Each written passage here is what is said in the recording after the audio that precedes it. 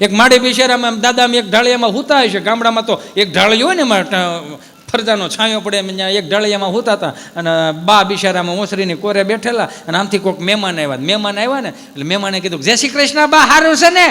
એ બા જય શ્રી કૃષ્ણ. હા સારું છે. લે કોણ? ઠીક. હા લાઠીજી પરભી. સારું સારું. લે બાપા સારું. આ કોણ છે કાળિયો? કે મારા ઘરવાળા. આ પવન વાવ્યો તો બહુ રૂપાળો હતો. સારું સારું બાપા સારું. લ્યો તે કાંઈ વાંધો નહીં. અત્યારે આવ્યા? બસમાં આવ્યા? હા બા અત્યારે આવ્યા. સારું સારું છે. મારા દાદાને કેમ છે? સારું છે ને?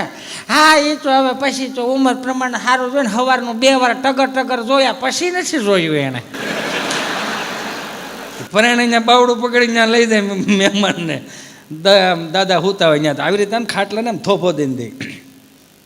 એ ઉસું રવો, તમને કહું, માથે પન્યું ઠેકવું. એ ઉસું રવો, લાસીસી પરભીને ઘરવાળો આવ્યા છે. એ ઉસું રવો. તો બાપા ઓલા પન્યામાં જ બોલે, જેથી ઓછું જોવાનું હતું તેથી જોવા નહોતું ને હવે કઈ ઓછું જોવો. આને કોણ પૂગે? આ હાજર જવાબી. આ બધાય બીજો કાંઈ વાંધો નથી. આને હાજર જવાબી કહેવાય. ઓલા બિચારાએ પૂછ્યું હો મહેમાને કે જમાય છે? હા ત્યાં છે, પણ એક દીકરો ડોકું કાઢવા નથી આવ્યો હજી. લઈને ગયા પછીનું પાછું વાળું નથી જોયું.